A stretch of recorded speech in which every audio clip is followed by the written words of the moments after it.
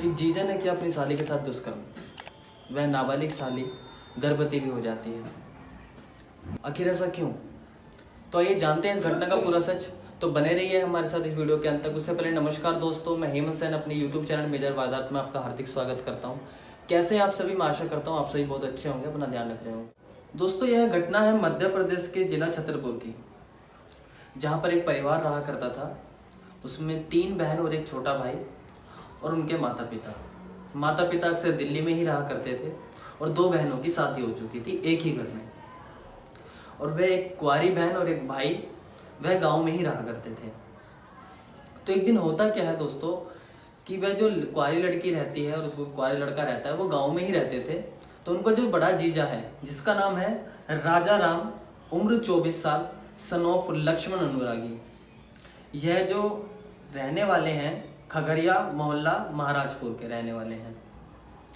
तो अक्सर ये जो जीजा है राजा राम, उस लड़की का जो जीजा था राजा राम, वह अक्सर उनके घर पे आया जाया करता था, हालचाल पूछने आया जाया करता था। तो एक दिन क्या होता है, 5 अप्रैल 2021 में वह उनके घर जाता है और वह अपनी साली को अकेला देखता है।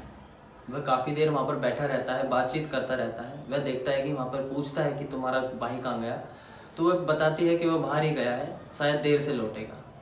इतनी बात उसके दिमाग में आती है, उसके दिमाग में एक षड्यंत्र रचता है और वह अपनी साली के साथ जबरन दुष्कर्म कर देता है।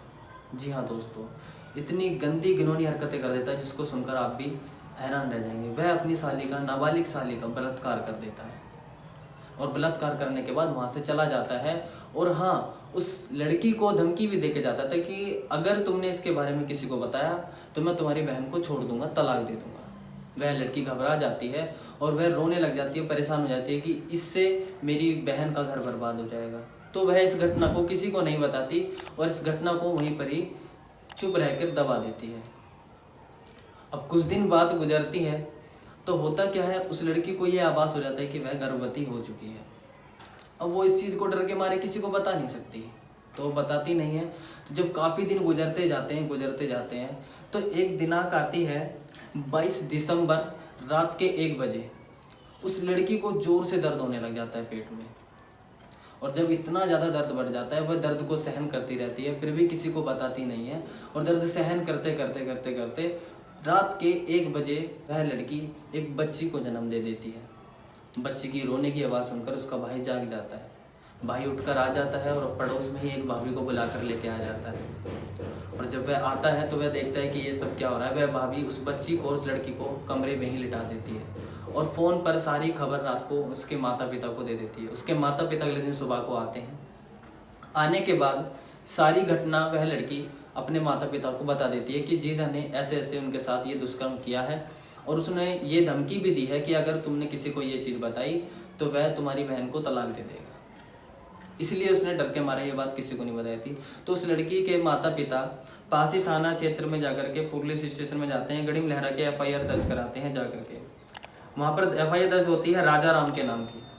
FIR दर्ज में क्या लिखा रहता है कि वह नाबालिग साथ के साथ दुष्कर्म किया और वह लड़की गर्भ से रह गई। उसके ऊपर केस चलता है, उसको घर से उठा लिया जाता है। पुलिस समय पर वहाँ पर पहुँचती है और इस घटना की जो जाँच करते हैं वो अभियोजन अधिकारी परवेश अहिरवार जी बताते हैं कि उस राजा राम नाम के व्यक्ति के ऊपर काफ़ी कड़ी से कड़ी धाराएं लगाई जाती हैं, जो कि धाराएं रहती हैं IPC की धारा 376, 376(3) एक्ट और 20 साल के श्रम कारावास और 10,000 रुपये अर्थदंड जुर्माना उसके ऊपर लगा दिया जाता है और उसको जेल भेज दिया जाता है। दोस्तों, यह घटना इतनी शर्मनाक घटना है कि जिसको सुनकर आप भी हैरान रह गए होंगे कि क्या कोई ऐसा भी कर सकता है और इतना भी गिर सकता है। दोस्तों, ऐसी ऐसी घटनाओं को देखने के बाद तो ऐसा लगता है कि आज की तारीख में तो रिश्ते नाते कुछ मायने ही नहीं रखते। किस पर भरोसा करें, किस पर ना करें। दोस्तों, हमारा इस घटना को सुनाने का उद्देश्य किसी को हैरान परेशान करना नहीं है या किसी की भावनाओं को ठेस पहुंचाना नहीं है। हमारा सिर्फ इतना मकसद है कि आप जागरूक हों और आप भी सुरक्षित रहें, अपना ध्यान रखें। तो मिलते हैं फिर अगली किसी ऐसी ही सच्ची घटना के साथ।